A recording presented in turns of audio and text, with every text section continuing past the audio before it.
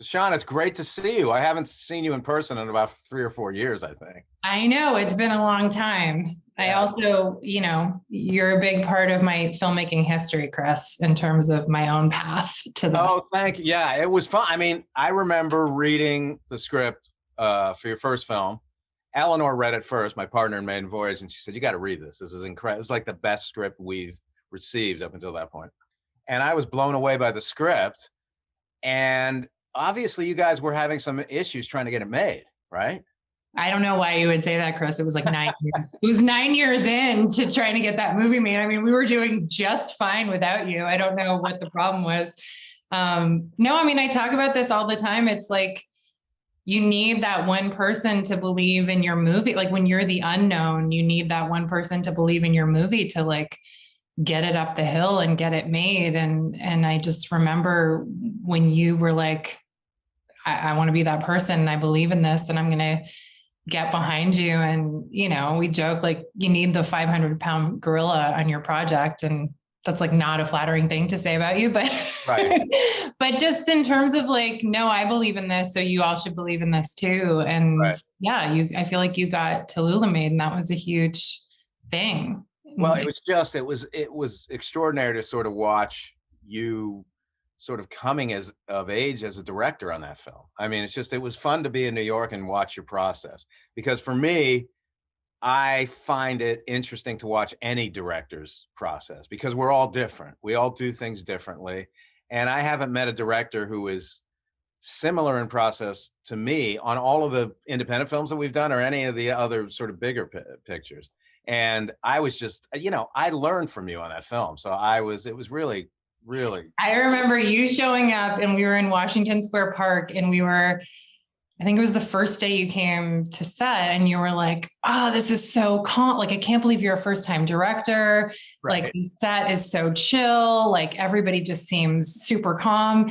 And we were calm because the two babies we were using, the twins, had both bugged out. Right. And had complete, inconsolable fits and had been sent off. And so the set was sort of stopped down as we were waiting for these babies to like get it together so we could shoot again. And I was like, Chris, this is not me. This is not me having a handle on my set. These are like the babies have gone on strike and like the set feels, incredibly calm because of it. But yeah, no, it was, I feel like I was lucky that I had a lot of time, writing for television in the time that I was trying to get my movies made. And I'd gotten to watch a lot of directors. And I do think you learn from watching other directors and you sort of take bits of the process that you're like, oh, that's an interesting way that person approaches using the camera or talking to actors and I felt like I was kind of using that time, in TV as almost like my own film school.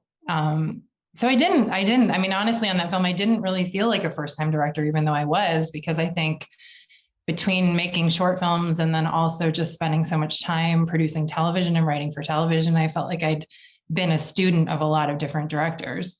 Right. And you were extraordinarily prepared and confident, and it was just great to see. And one of my proudest moments as a director was actually getting to shoot one shot that I think is still in the movie. It was the Birdman in Washington Square Park. Oh, yes. I got to operate the camera on that because it was non-union. There was a crazy guy like covered in pigeons. And I was like, Chris, go get that guy. And I'm like, yeah, I'll go to work. I found I've learned a lot from directors of my sort of generation. They get to a point where they say, I'm going to teach you. Now, listen to me. I've had the experience. You're going to listen to me. And I think that's so wrong because all of them, any director, no matter how great they are, can continue to learn up until the day you die. So that's what was so fun about working on that movie is then on my next movie that I directed, I was stealing some of the things that you were doing. It's like a great rock and roll song. Everybody borrows from everybody else and suddenly it becomes something else. But yeah, that movie, I love Tallulah. It's always popping up on Netflix. So it's always great to see that it still has a life, Yeah. And I think to find, I think also a film is a marker of where you were at an artist at the time in your life that you made it. It's so interesting. I haven't watched Tallulah in years, but I bet if I did, I'd want to go back and recut it. I think like you're always growing and evolving as a filmmaker, and it really is a marker of a time in your life, and you make the film that you make when you make it. Right. And then you sort of grow, and like, I think I'm always learning as a director. It's amazing. And the challenges that you think, you sort of master one thing on one project and you think like, oh, well, now I got that. And Right. the set of challenges that you're encountering on every project is always going to be something different. And that's what I love about this, is kind of that problem solving aspect of how do I do this thing I've never done before? Right. And that might scare me, or, like, Yeah. I don't know that I have the skill set to do this, but I'm going to find my way into it and play around until I figure it out. I think that sense of terror is extremely helpful for a director. I somehow don't trust directors who say to me, "Oh God, I've got total confidence on the first day of filming." I mean, Right. every movie I've ever done, I think I'm going to get fired. And I still carry that anxiety with me on every movie. So the first 3 days of shooting are just terrifying for me. And it hasn't changed. I go into that situation thinking, I can't fuck this up. And I think that's good that you have that. My sister was staying with me when I was like, it was the night before we were shooting CODA, and she was staying with me, and she put up on the mirror, like I woke up, super early trying to get there before the whole crew. And she had just written this note on the mirror, and it just said, you know how to tell a story. Right. And it was such a sweet thing to wake up to, because I think set can be a really chaotic place, and you sort of get caught up in all these logistics. And the first day we were filming was a super complicated day, which just involved, diagrams and tons of like moving around this quarry. But to sort of remember, like, I do know how to tell a story. The story lived in my body for a long time as I was writing it. I know what it's about. I know what these characters need and want. And like going back to that kind of in the midst of all of that is really important.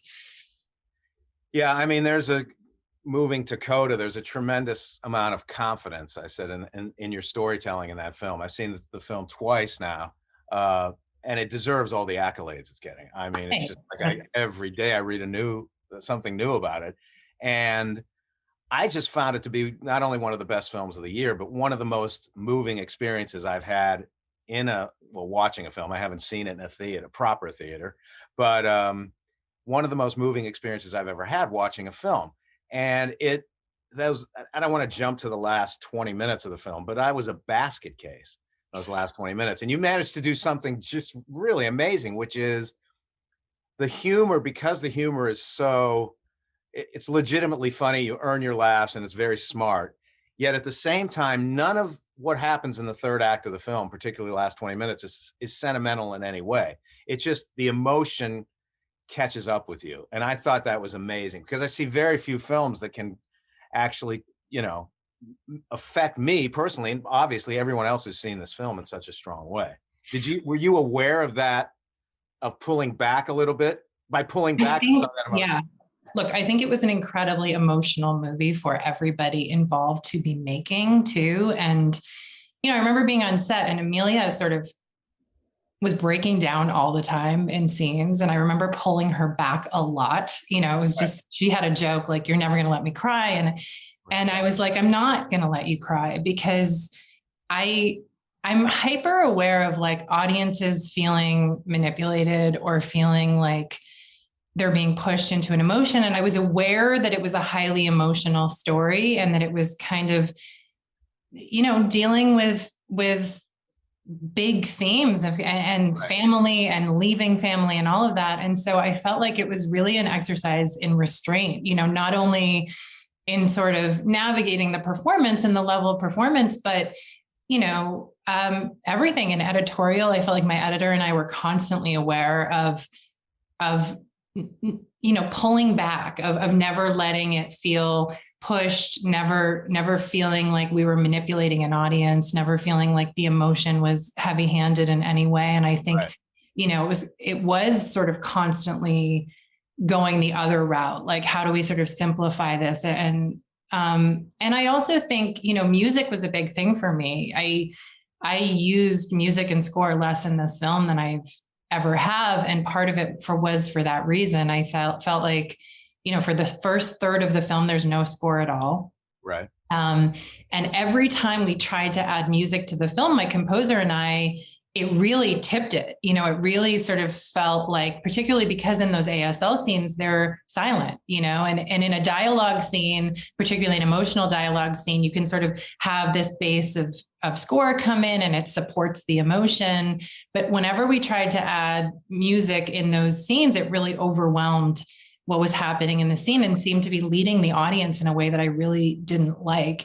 And so, Marius was joking, like I just kept kind of going like, take it out, take it out, take it out. And, we ended up with no score in the first third of the movie. And then the score, there's really barely score through the ASL scenes. I think in the scene with Marley and Amelia on the bed, we let it come in at the very end of the scene. But for me, it was always like, let the emotion happen and then let the score follow that. If that's happening, let the audience get to the place, with the performance, and let it all be organic and never pushed and never leading. Because it was a challenge. It felt like threading a needle and finding the right tone for the film where we could let that humor live. And I really did want people to be laughing through most of the movie. And I think when an audience laughs, you open up in a way where you let your guard down. And in a way, it's a lot easier to make them cry if you've made them laugh, because people are kind of open and you relax and you invest in the story and the characters, and then those feelings creep in. And so, yeah, it was a part of making this like really messy, flawed family that felt real. And that the performances would feel truthful, but never pushed. Right. So yeah, it was a dance. It was an incredible naturalistic quality to the film. One of the things that was interesting to me, and it's a question of utilizing some of the songs used in the film, which I thought you made brilliant song choices. Any film I've been involved with as a director, that's really weirdly the most important thing to me, is the choice of the needle drops or the songs that you, particularly in this film, that these kids are choosing to perform. Did you have that in mind initially, these particular songs? Because by the way, one of the most amazing scenes in the film is when she sings "You're All I Need to Get By," to her father. And I was, as I said, a blubbering mess. But did you handpick those songs? So music is always tricky, right? Because especially when you're making an indie film, it's so expensive. And that when you're writing the script, it's more of just like a wish list. Like if in a perfect world, I could afford this song, we would get this song. But it was really hard. That "You're All I Need to Get By," that song had to serve such a narrative purpose because it reoccurs 5 different times in the film. It's hard to hear any song, I think, 5 times in the same movie. And then also it had to evolve. Like it needed to be this song that could kind of be this song that she falls in love with this boy to, and the, teenage love and kind of romantic, and that they could sing together in her bedroom and fall in love to. But then at the same time, it had to evolve and she had to sing it to her dad, and it had to be lyrically resonant. Suddenly when she's singing it to her father and kind of take on this new meaning, and then it was going to occur again at the concert. And so I had written that song into the script and I never thought we would get it, because I'm like, oh, this is Marvin Gaye. This is never going to happen. And then, we ended up, my music supervisor, Alex Patsavas, ended up making a deal with Sony for the music. And it meant we had to kind of get this package, and they sent me a big list of like, this is what's in our catalog and this is what you could choose from. And I sort of immediately scanned down and found Marvin Gaye, and then found that song. And I was like, this is it. Like I get to have that song. But the end song too was really important. And I'd originally written that as Landslide by Stevie Nicks. And after I heard 100 girls sing it for their audition, I was like, don't ever play me this song ever. One of my favorite songs. And I'm like, please don't ever, even my kids were like, get this song off, Mom, because they would just hear me watching auditions.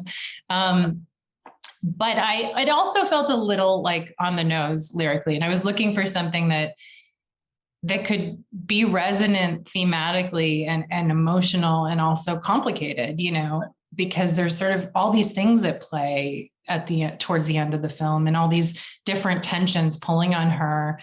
And and Both Sides Now is one of my favorite songs, and Joni Mitchell has talked about that song as representing the end of her childhood. Right. And it was, it marked this moment where childhood fantasy became adult reality. And it was on her first album when she was kind of just starting out in the business and really optimistic. And then you listen to the recording she did when she was 60, and it's a completely different song. Her own song evolved. I think the meaning of it evolved, and it became a song about perspective, not only in the lyrics, but then also in her performing it and changing and looking at it from this place of kind of not optimism starting out, but that later recording is there's all this grief in it. There's sort of, regret. And so to me, it was just a very interesting song. And I think it was very intimidating for Amelia to take that on, because it's Joni Mitchell and it's iconic. And,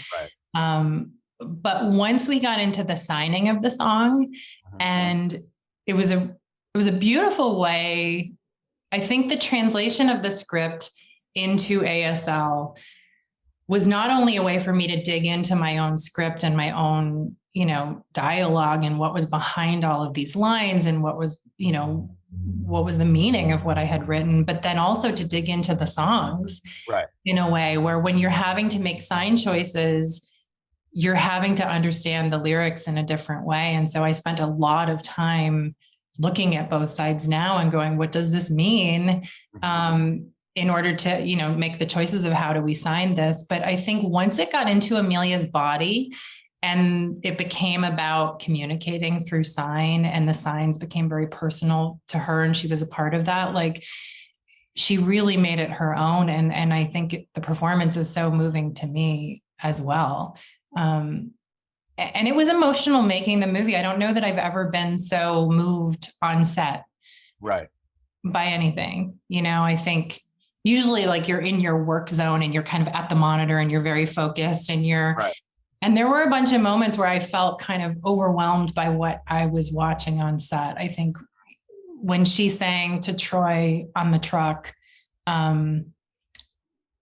it moved past this moment of sometimes you're watching characters relate, and then sometimes you realize that you're watching the actors relate. And I think in that moment, it sort of switched over, and I was watching Amelia try to give something to Troy, and Troy try to understand something about Amelia. And it was very genuine and it was very moving. And we had a lot of CODA interpreters on set.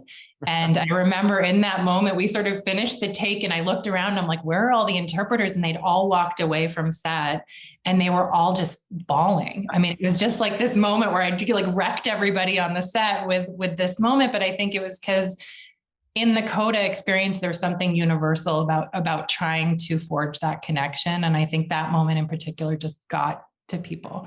Oh yeah. So many moments that get to people. I found it interesting that I always trust people if they're moved on the set. It seems to translate into the emotion of the final film. I never trust anybody laughing. Every time people break up at the monitors. That's true. That's probably not funny. And 90% of the time it's true. When you look over and you see like a grip in tears in a moment, you're like, okay, like there's something's happening here. Yeah. Yeah. So I want to talk about Amelia a little bit because her performance is just amazing on so many levels. But I also read that she first of all, she's British, which I was stunned by, right? Oh yeah. And she had never obviously signed before or sang professionally on a film. How did you discover that she had all of these talents, and what was the process like getting her to the point where she is so amazing in the film? Well, I think it's, casting is so much for me in terms of, we were joking about Tallulah earlier, but like part of the reason that film took so long to get made was also that I just sort of wasn't willing to compromise with those characters and who played them. Because, if your film is not cast right, you're starting out at such a disadvantage in terms of like your ability to tell that story. And I knew that with this girl, like I needed a 17-year-old. I hate when you're watching something and it's like the person's clearly 25 playing 17, because there's something very precarious about that age, and even Amelia now is 19 and she has a completely different demeanor and aura than she did when we were making the film. She was still in that in-between point between child and adult and kind of had that kid quality. And she was not a trained singer, but she had this incredible raw sound to her voice. The tone of her voice was so beautiful when I first heard it.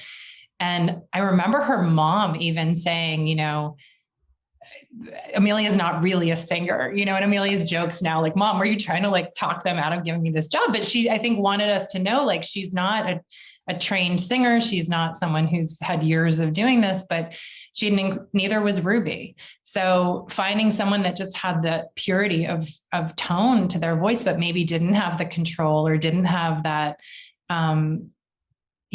mastery of their instrument was actually really interesting to me because we got to find it on set.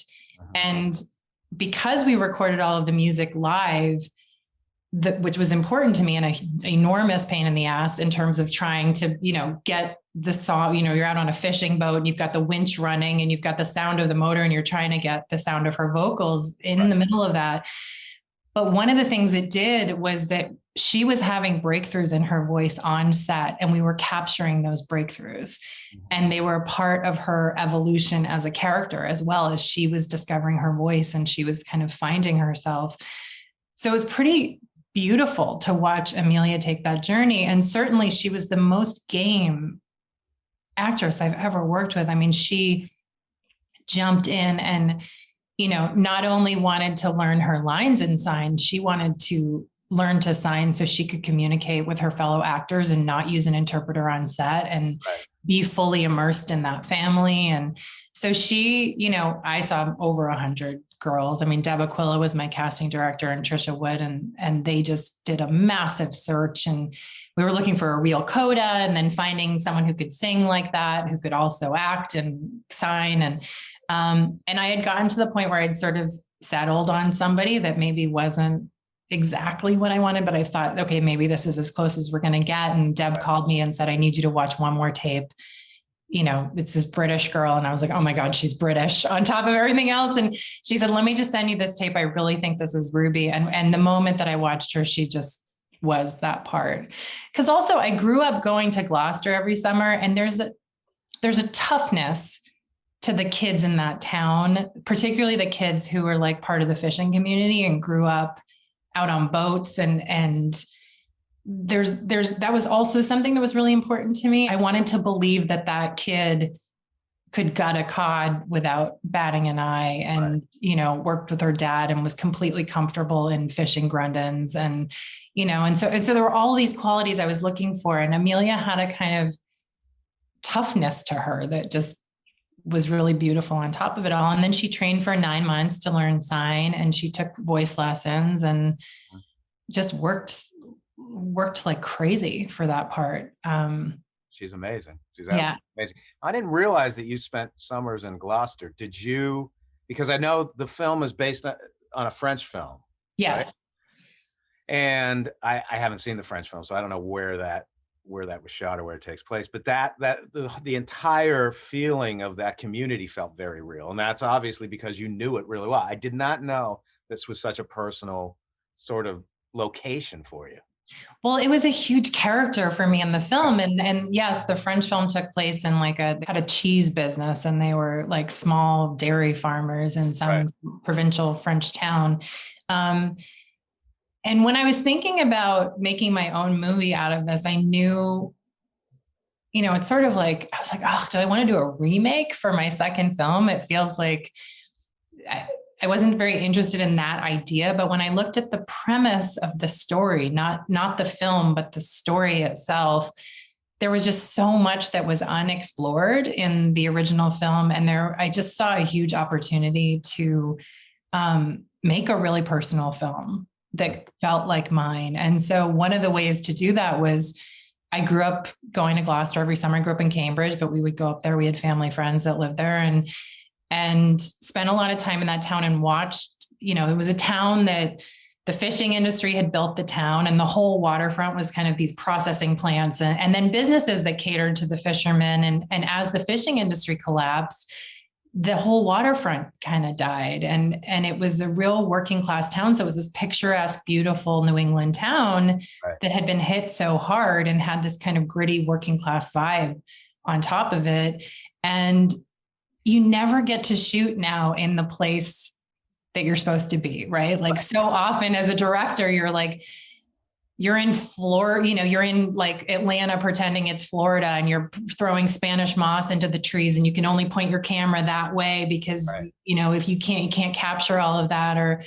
And so not only did I write it specifically for Gloucester, with all of these places that were just vivid from my childhood. I mean, the quarry that they go and jump off was the same quarry that I went and jumped off when I was 16, and, would sneak through the woods and get there and jump off these 40-foot cliffs. And writing for a place, really well is incredible because you can live in those spaces and those characters, that town.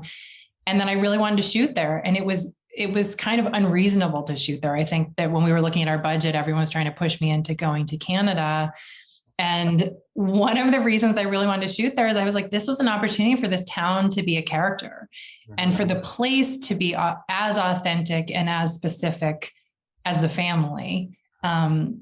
Because to me, yes, deafness is a part of their identity, but just as much a part of their identity is being Gloucester fishermen and is coming from that tradition of those guys that live there and have that family business. And so it was really important to me, and I fought really hard to shoot there. And then it was amazing to be able to do that because the way that I embedded in that town, even to earn the trust of that community to let me in.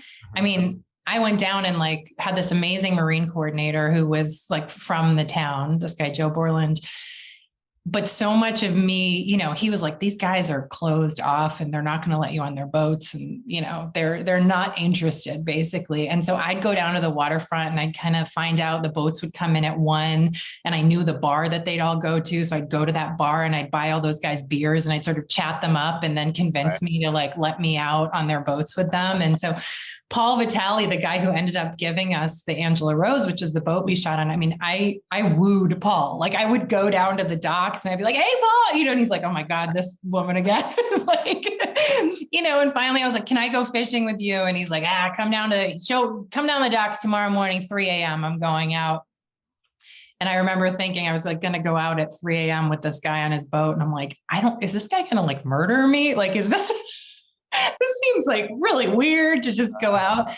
But it was a process, and I went out with him fishing. And then the next time I went, I brought my DP and my line producer. And each time I'd kind of bring a couple more people. And eventually he kind of got comfortable enough to not only let us use his boat, but to, teach my actors how to run that boat. So Troy and Daniel and Amelia, and I went out with Paul and we went fishing, and they learned how to do everything on that boat.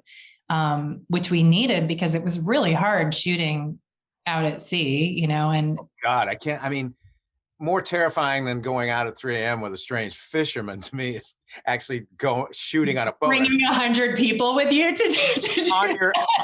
on your second film, you're shooting on a boat, which I don't even think after Jaws, Steven Spielberg set foot on a boat when he shot anything.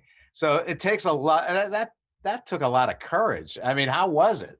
It was interesting. Marine coordinator, I remember Joe said to me, this is insane because in order to shoot this kind of fishing, these dragger boats, ground fishermen, you have to go fishing. You can't fake this in harbor. You're going to have to go 3 miles out to sea into federal waters where Paul, actually the boat that I fell in love with, he was under the same regulations that are a big part of the movie. So we sort of, in order to go fishing with him, had to go fishing where he's allowed to go fishing. So it meant bringing this crew, and, you've got your picture boat, which is the Angela Rose, and that boat could not have more than 10 people on it. Right. ever. So you got your camera operators, my DP, me, you know, we didn't have an art department person on the boat. So it was me shoveling the fish from, from bucket to bucket in between shots, because you're just like, there's nobody else to do it. You know, and then I'm powdering Amelia's nose because we can't get a makeup person on the boat, because it's, you know, we had a whale watch boat that was kind of our crew boat. And then we had our picture boat with like a 50-foot techno crane, or our camera boat with a 50-foot techno. We had our picture boat. We had safety boats. We had the Coast Guard boat that was used for that stunt. So we were like an armada out at sea, but every time you need to use the bathroom, you got to do a boat to boat transfer where they're pulling up the boats side by side, and you got to wait till they line up and then jump. Wow. And it's really dangerous. So, you know, half the time you're like, I'm just going to go in this bucket, you know, in front of the wheelhouse, because, so it was intense. It was really intense, but it was beautiful, because it actually, the experience of going to sea, which I'd never done that before, been, you know, that far out, and you're in 5-foot waves sometimes, and you're sort of trying to capture these shots, and you know, everything was storyboarded. I really went in with a plan.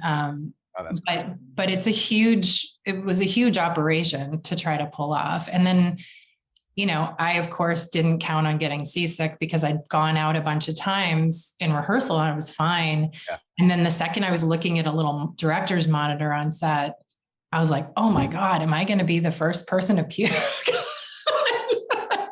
If the director goes down first, like, everybody's screwed.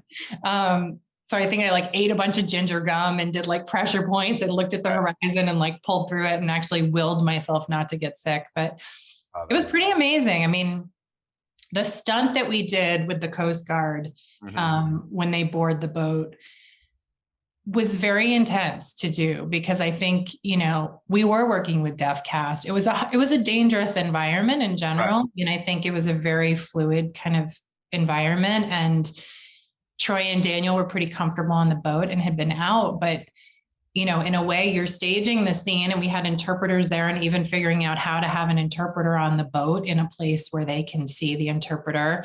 Mm-hmm.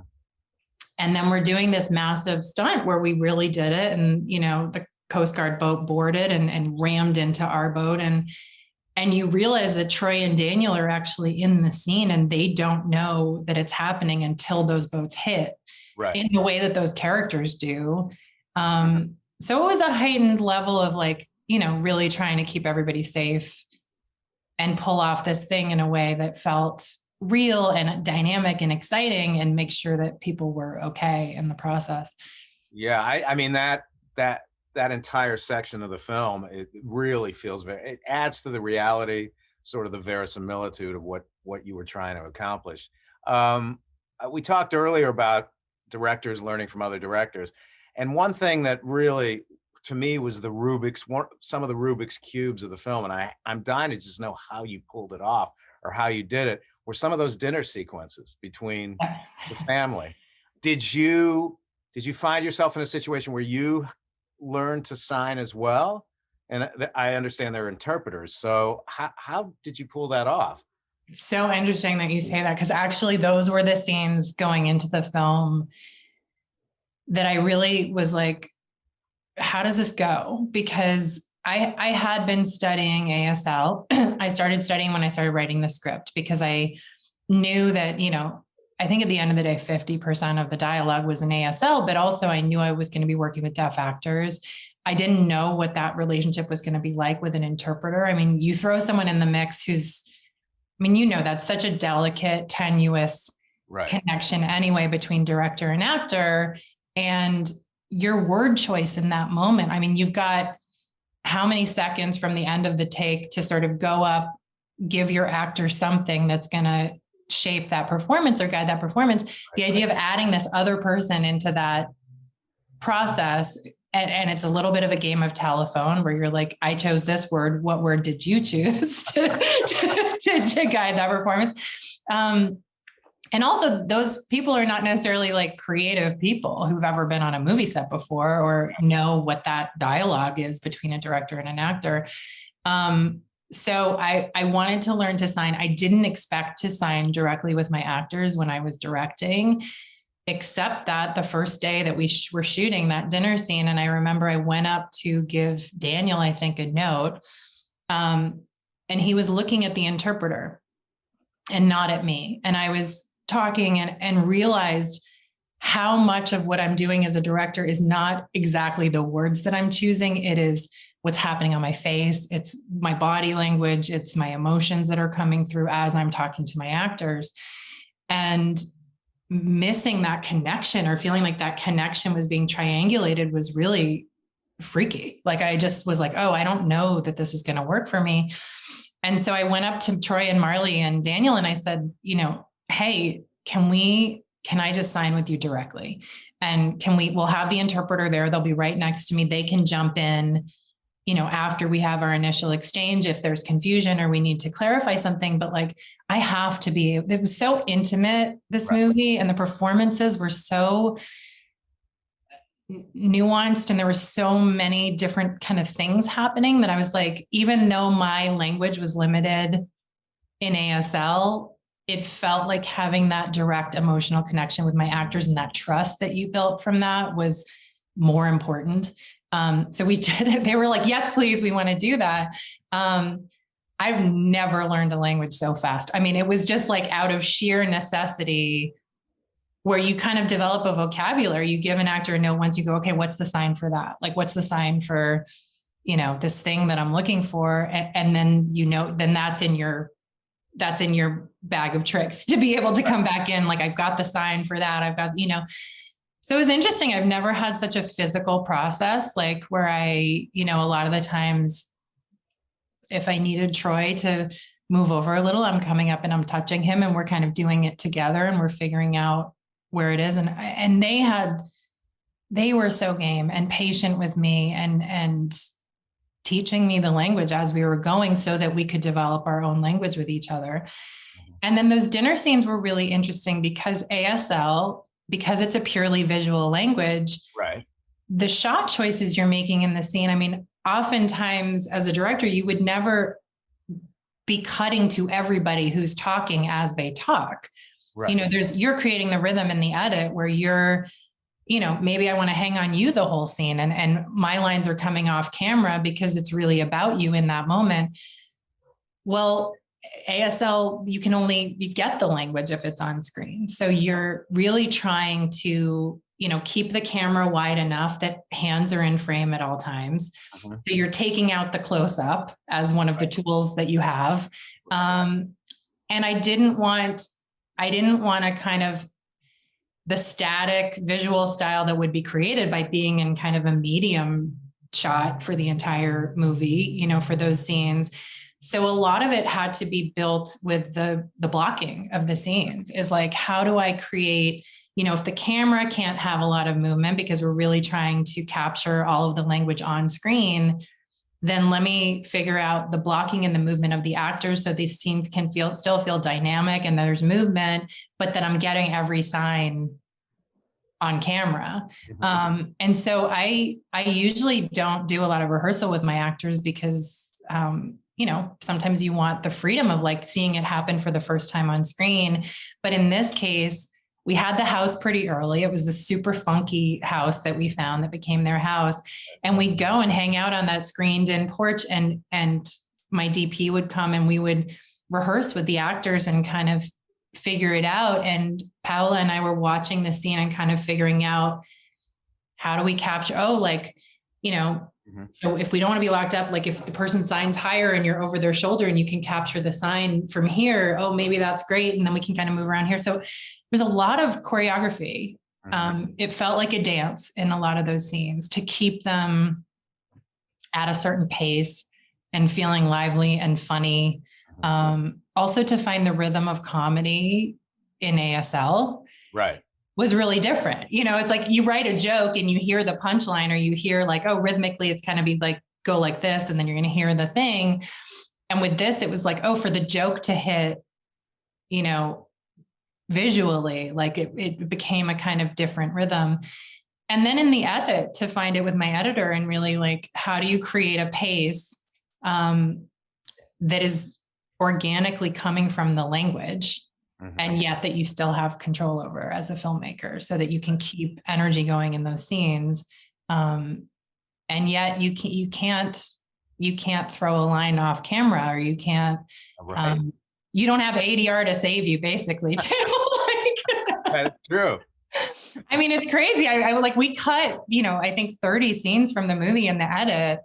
And it was so funny, because like there'd be one piece of information in a scene and you're like, this scene could go, we kind of need that piece of information. Normally you'd be like, all right, well, I'll put it in someone's mouth. I'll like pick another scene, I'll be on the back of their head, I'll put it in their mouth and like throw it into that scene. I'm like, we can't do that. Everything was on camera. So you sort of had what you had on camera to work with, and had to kind of figure out how to storytell with that. So it was so different from anything I'd ever done. It's amazing. It just worked, it was very fluid and seamless, and I just was curious how the hell you got there, because it's very difficult. I mean, it wasn't at first. Our first cut was like 3 hours long.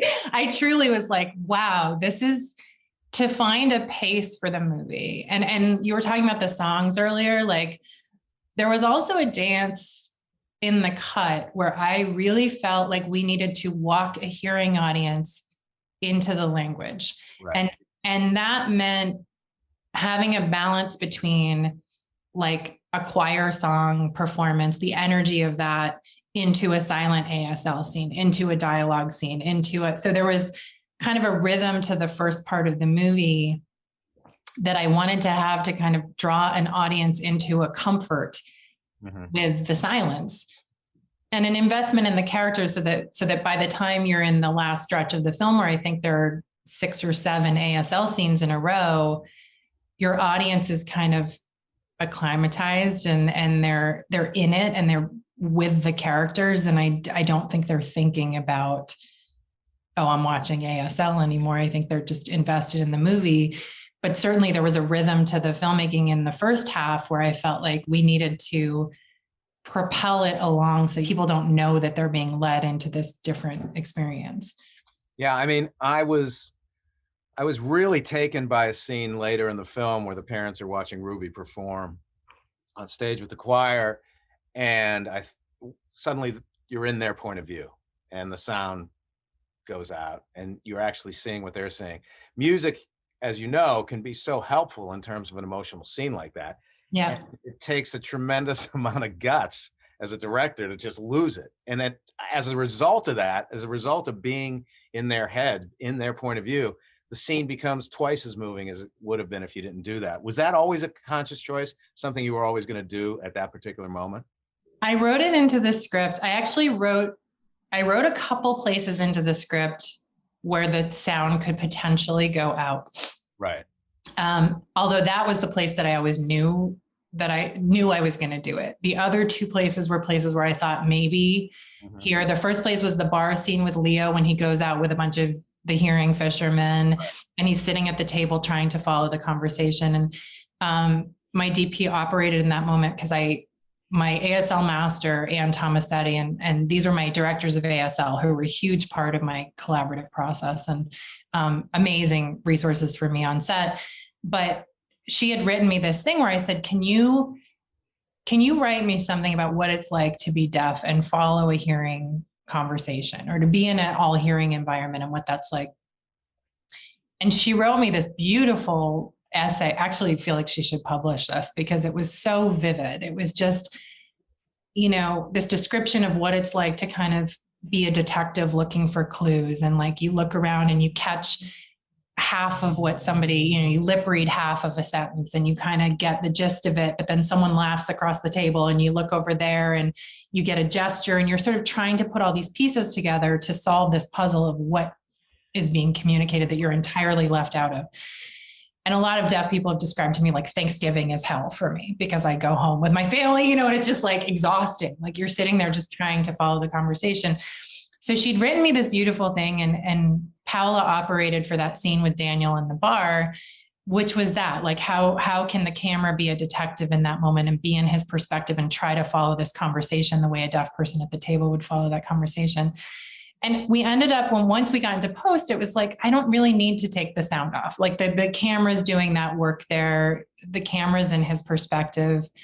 And we played with it. And the other place was in the Coast Guard boarding, where we did do a sound design thing where we sort of took out the dialogue and let the music still live there though, and let the sound of the boat still live there, but the dialogue dropped out. So it was a way to have like a feeling more than that absolutely being in the deaf perspective.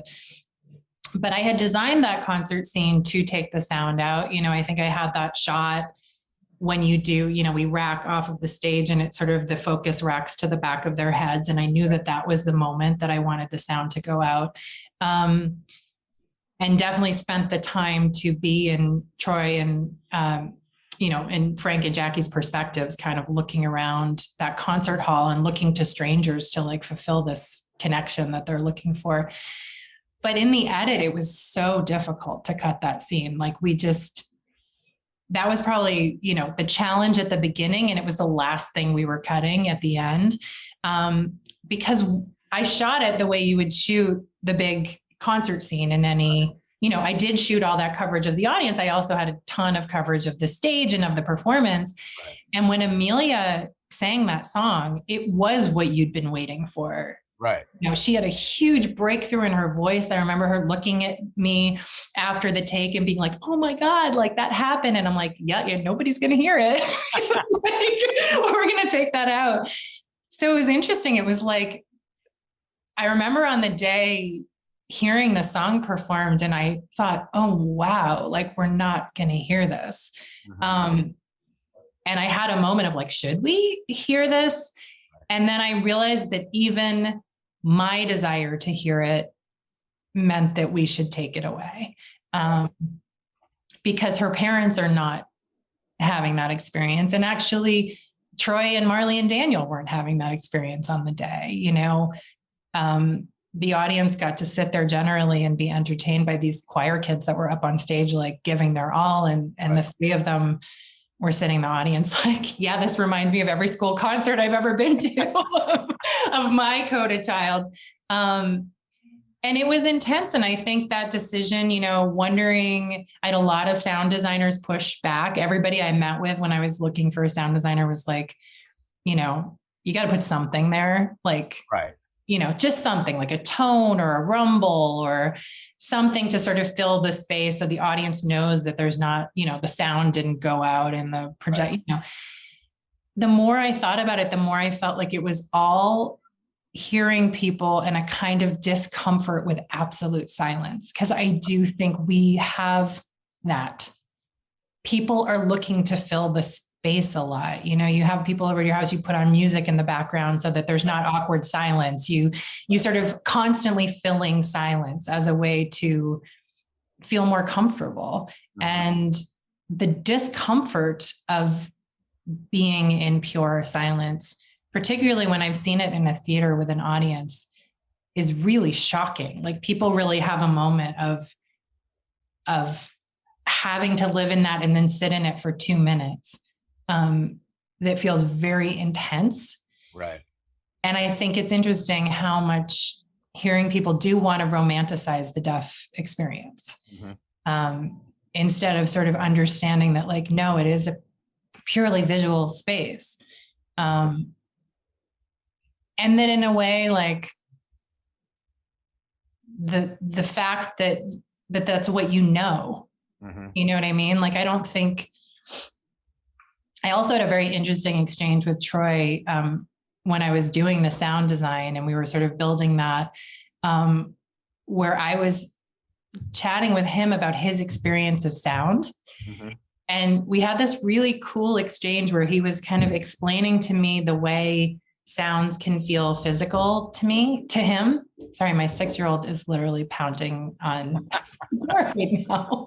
No. This is trying to be at home, Chris. Yeah, I get it. But But I remember talking with Troy because I think my sound designer was very interested in like, how do deaf people experience sound? And look, the deaf experience is not a monolith. So it's, everyone has a different experience and everyone has a different level of hearing. You know, Marley wears a hearing aid, so she hears some, you know, if she had it in, she could hear me yell action probably. Like Troy and Daniel can't. Like, and so trying to capture like one deaf experience is sort of silly, but he wrote me this beautiful thing about sounds and his experience of certain sounds, like particularly on the boat. You know, he didn't get the sound of the engine, but he got a kind of vibration of the feeling of the engine. And when he hit the pick into the fish, you don't hear that sound, but you hear a kind of physical sound. And he was sort of describing his experience of sound. And so when we were doing the sound design, there was an exploration of all of those sounds too. You know, on the boat, we were not only building the realistic sounds of what a hearing person hears on the boat, but trying to also put in layers of what are those kind of more subliminal sounds that feel physical?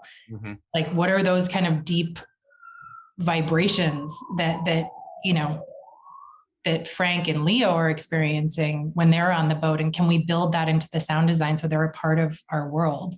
I mean, playing with sound was a very interesting journey on the movie, I think, because there wasn't music in those ASL scenes, and because, you know, I knew that I didn't want Ruby speaking through them. I didn't want to have that. I wanted to really be in the silence, and yet they're not silent.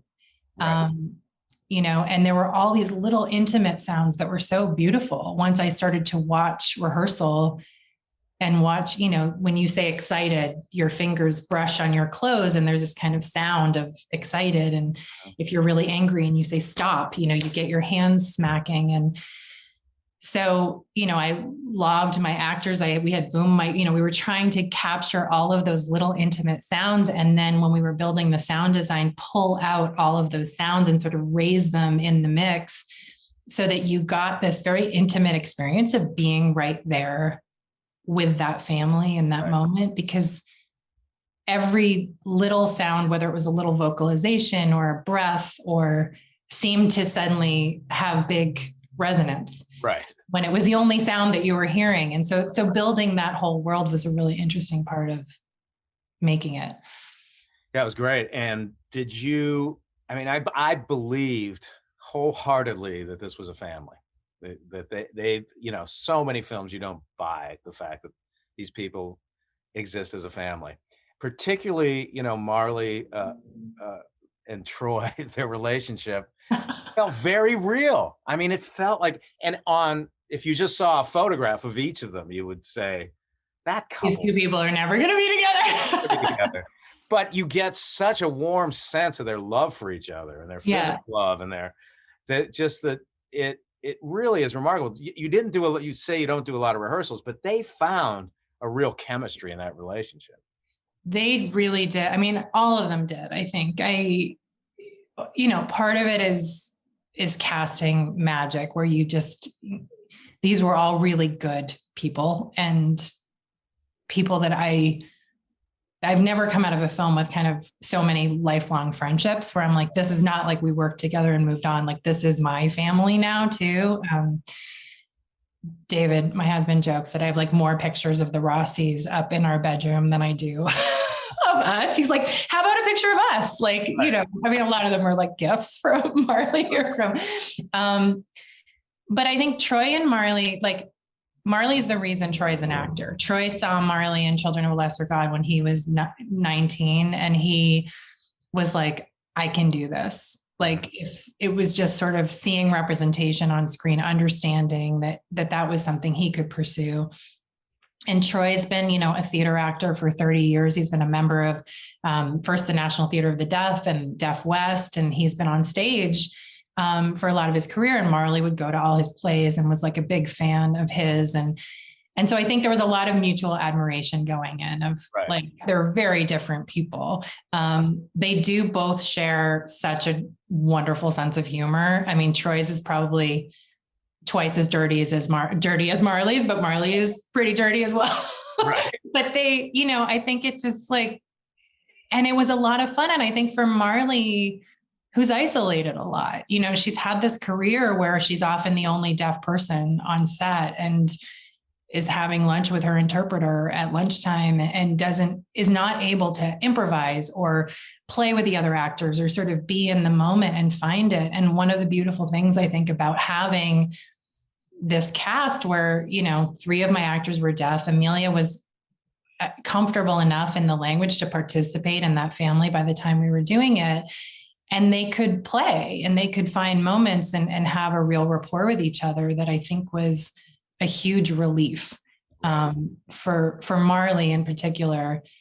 But no, I mean, they do feel so real. I was in Gloucester last summer and I was walking around the town and I was like, I kept expecting to run into the Rossies. I was like, they're going to like be here. Like I'm going to run into them at like Market Basket, you know? And then I was like, they're not real. Like you invented them. Like they don't exist. They're not, but they do feel like they're still living there. Like they're, you know, there's something about like the house, the locations we found like in that house and the actors and then like the boat, like it just all felt so of a piece and it really became a world that felt very real.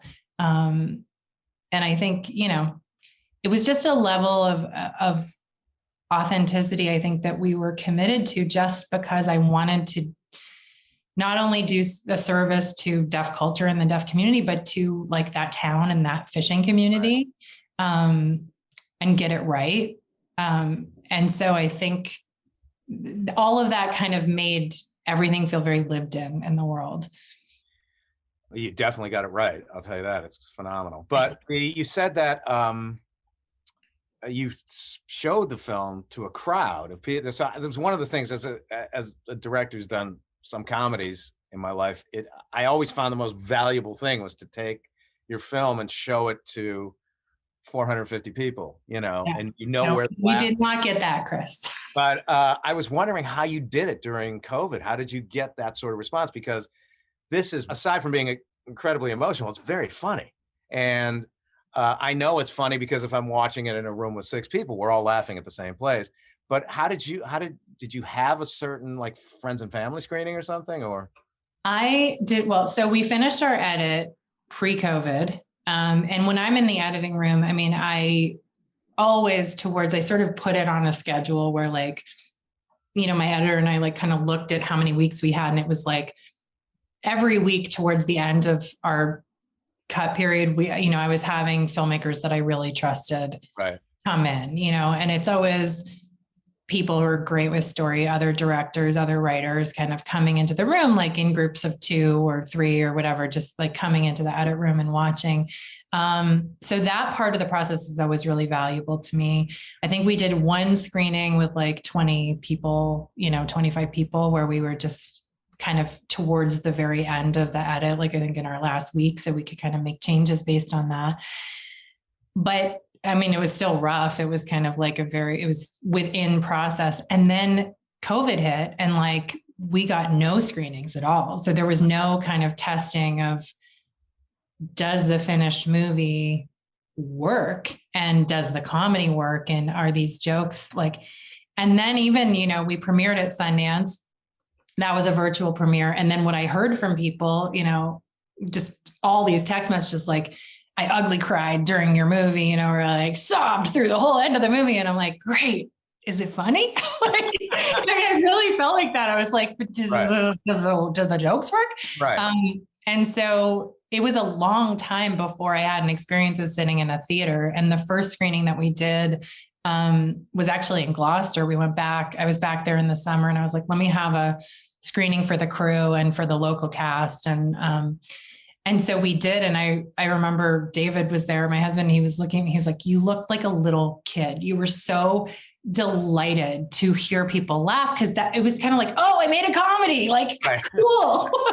But it was, so far after the fact when like the movie had kind of been out in the world, but to have that moment. And actually the hilarious part was I put my parents in that concert scene. Mm-hmm. I cut them out of Tallulah and they were really pissed about it for years.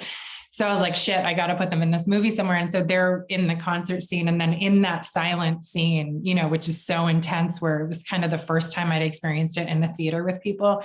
My parents show up on screen and like all their friends cheer. And I'm like, no, I don't want you guys to cheer. This is not like a cheering moment. Right. Exactly.